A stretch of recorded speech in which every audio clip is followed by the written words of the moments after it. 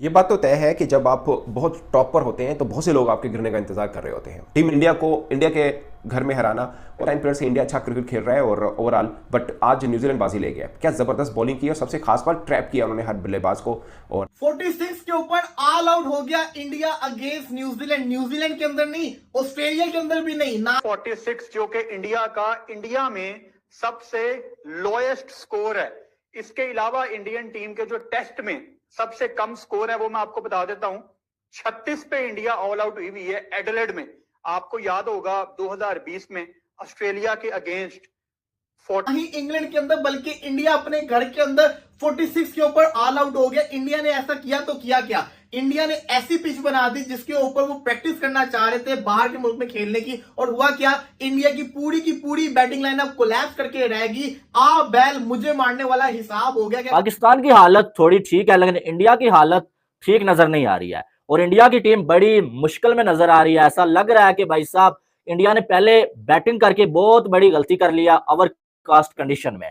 और अब तो New Zealand they are all over India और 46 पे आउट करने के बाद फिर वैसा आगाज मिल नहीं सका कि जिसकी उम्मीद थी। अब तो हालत अच्छी नहीं है इंडिया इस मैच में। अभी देखें 46 पे 10 आउट होने के बाद और अभी जो सूरत चल रही है वो बिल्कुल भी सेटिस्फैक्टरी तो नहीं है कि 25-30 ओवर के अंदर बांग्लादेश के खिलाफ 280 समथिंग रन किए थे, वो उतने ही ओवर्स के अंदर न्यूजीलैंड के सामने लड़खड़ाती नजर आई। सिर्फ 2 बल्लेबाज हैं जो डबल फिगर में दाखिल हुए और 5 बल्लेबाज 0 पर आउट हुए। इसमें थोड़ी कंडीशन सूट की उनके बॉलर्स को और दूसरा उनकी फील्डिंग बहुत अच्छी थी न्यूजीलैंड की, इसमें उनकी ये तारीफ भी बनती है। और उनका ये थर्ड लोएस्ट है ओवरऑल और एट सॉइल यानी भारत के अंदर भारत का ये सबसे बुरा स्कोर है 46। और माइकल वॉन ने लिखा, उन्होंने बोला दिल खट्टा करने की जरूरत नहीं, आप तो 36 पे भी सारे आउट हुए हैं, ये तो फिर भी 10 रन ज्यादा बने हैं। मैं ये बात इसलिए जोड़ रहा हूँ कि जो मैंने शुरू में की कि जब आप टॉप पे क्रिकेट खेल रहे होते हैं तो फिर बहुत लोग आप पे गिरने का इंतजार कर रहे होते हैं और देख रहे होते हैं कि कदों डिगन तो कदों उसी पे गल करिए।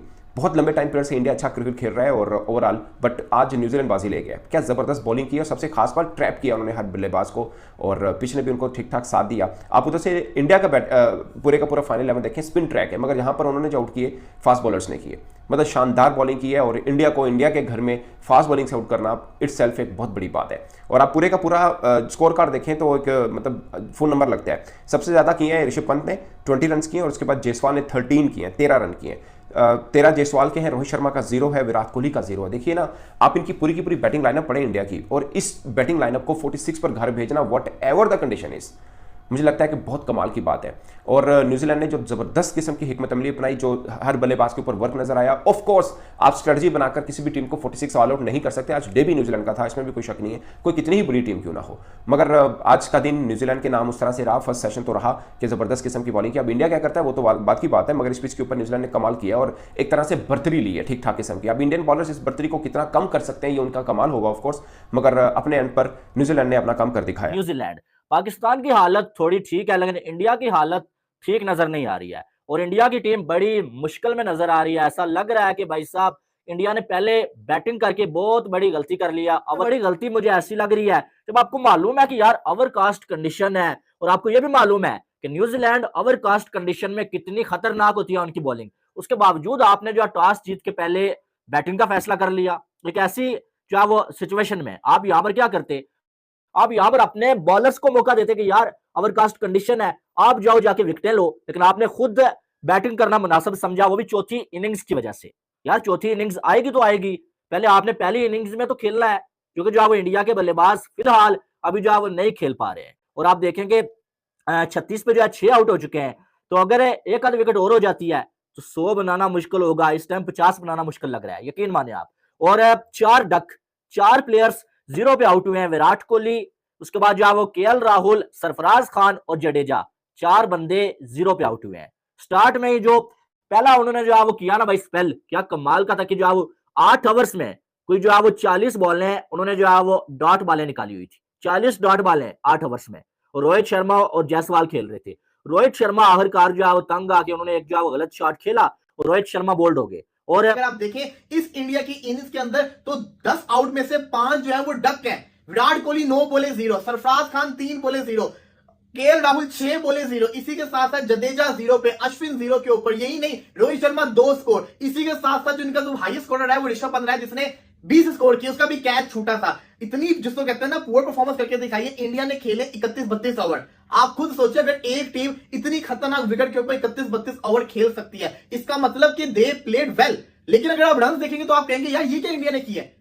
इंडिया को एटलीस्ट रन तो ज्यादा करने चाहिए थे, क्योंकि आपने 30 ओवर तो खेल लिए। 30 ओवर के अंदर अगर आपका 100 भी होता, 100 को छोड़े अगर आपका 70-80 भी होता तो थोड़ा होता तो स्कोर ना। लेकिन इंडिया ने बड़ा स्लो खेला, यही वजह बनी कि इंडिया की सारी टीम आउट होकर रहेगी। अब इस विकेट के ऊपर अगर आप देखेंगे तो न्यूजीलैंड ने 3 सीमर्स खिलाए थे, उनके तीनों सीमर्स ने उनको विकेट दिलवा के दी। दूसरी तरफ इंडिया ने 3 स्पिनर खिलाए हुए हैं, और सबसे बड़ी चीज जो वेदर है वो बड़ा खतरनाक है। अब देखना यह है कि जब इंडिया 46 करके गया तो न्यूजीलैंड कितना करेगा। अगर आप ये सोच रहे हैं न्यूजीलैंड 46 से कम पे ऊपर आउट हो जाएगा, ऐसा तो नहीं होने वाला, क्योंकि प्रेशर तो इंडिया के ऊपर है, न्यूजीलैंड में प्रेशर नहीं है। वो लोड होके बिना 100-150 इस पिच के ऊपर कर जाएंगे। लेकिन अगर मैं बात करूं इंडिया की, तो इंडिया के पॉइंट ऑफ व्यू से देखा जाए तो इंडिया ने बड़ी बुरी बैटिंग की है, जो कि सूट नहीं करती। इंडिया एक अच्छी टीम है, टफ टीम है, टफ पिचेस थी, टफ पिच थी, टफ बॉलिंग थी, टफ कंडीशन थी। ये होती किसके लिए? टफ टीम के लिए तो होती है ना। तो इंडिया जैसी टीम को मैं समझता हूं कि अच्छा परफॉर्म करके देना चाहिए था। इंडिया की हिस्ट्री के अंदर इंडिया का जो लोएस्ट टोटल है वो 36 अगेंस्ट ऑस्ट्रेलिया इन एडलेड। इंडिया का सेकंड जिसे कहते हैं लोएस्ट टोटल है 1975 के अंदर लॉर्ड्स के अंदर, और इंडिया ने आज अपने करियर का सबसे जिसे कहते हैं थर्ड लोएस्ट टोटल किया है 46, वो भी अपने घर के अंदर। अगर कोई और मुल्क होता तो हम कहते हैं यार चलो सही है, लेकिन अपने घर के अंदर इतना स्कोर करना तो ये शॉकिंग है, और ये भारत ने कर दिया है। तो भारतीय टीम इस पर शॉक हो चुकी हुई है कि हुआ तो हुआ क्या है। अब इंडियन फैंस को बड़ी उम्मीद है कि इंडिया की बॉलिंग कुछ करेगी। आई विश कि ऐसा हो, लेकिन मुझे नहीं लगता कि इतना ज्यादा 10 विकेट उनकी गिरा सकती है 46 के ऊपर, क्योंकि न्यूजीलैंड जो है ना वो इस वक्त हाई जिसे कहते हैं ना उनका मोमेंटम हाई है, और उनका अपर हैंड है इंडियन टीम के ऊपर। तो इंडिया की जिसे कहते हैं टीम इस वक्त सही ट्रबल के अंदर नजर आ रही है, बहुत बुरा हाल हुआ है। अब यहां से देखना होगा तो होगा क्या। ऋषभ पंत ने बहुत बड़ी गलती की, ऋषभ पंत को सिंगल ले लेनी चाहिए थी। कुलदीप यादव अच्छी खासी बल्लेबाजी कर सकता था, लेकिन ऋषभ पंत ने सिंगल नहीं ली और अगली बॉल पे वो खुद आउट हो गए। ऋषभ पंत थोड़ा खेलते रहे तो क्या पता ज्यादा रन हो जाते, लेकिन असल प्रेशर आया था रोहित शर्मा के आउट होने के बाद। रोहित शर्मा आउट हुए, फिर विराट कोहली का आते साथ आउट होना, फिर सरफराज खान का आउट होना, इसने इंडिया को बैकफुट के ऊपर किया कि इंडिया के जो तेज खेलने वाले जायसवाल थे, ऋषभ पंत थे, इनको हाथ खोलने का मौका ही ना मिला। ये बेचारे फंस गए कि हम तेज खेलें, अगर हम आउट हो जाएंगे तो लोग हमें बोलेंगे। तो ये अपनी नेचुरल गेम नहीं खेल पाए, जिसकी वजह से ये भी आउट हो गए। उसके बाद जडेजा और अश्विन जो जिस तरीके से आउट हुए, जहां पे कोहली रोहित राहुल ने चल रहे, वहां पे अश्विन क्या चलेगा। तो ये चीज बड़ी मैटर करती है। लेकिन सवाल ये आता है कि इस मैच में शुभमन गिल नहीं था, अगर गिल होता तो क्या इंडिया 46 पे ऑल आउट होता? ये बहुत बड़ा सवाल है, इसका आपने जरूर कमेंट्स में जवाब। इंडिया वर्सेस न्यूजीलैंड के बीच जो टेस्ट मैच चल रहा था उसमें जो है इंडिया के बल्लेबाजों ने काफ़ी ख़राब प्रदर्शन किया, और वे जो है 46 रन पे ऑल आउट हो गए। और उसके बाद जो है न्यूजीलैंड के जो बल्लेबाज उन्होंने काफ़ी कमाल के प्रदर्शन करते हुए काफ़ी कमाल के रन बनाए। वहीं पे इंडियन बल्लेबाज की बात किया जाए तो 5 खिलाड़ी 0 रन पे आउट होते हैं, जिसमें से विराट कोहली, सरफराज खान, केएल राहुल, रविंद्र जडेजा, आर अश्विन, ये सभी जो 0 रन पे आउट होते हैं। वहीं पे जो है यशस्वी जायसवाल 13 रन बनाते हैं, और ऋषभ पंत सबसे हाईएस्ट 20 रन बनाते हैं। इस तरह का बल्लेबाजी करते हैं। वहीं पे गेंदबाजी की बात किया जाए तो इंडिया की तरफ से अश्विन, जडेजा और कुलदीप यादव एक एक विकेट लेते हैं।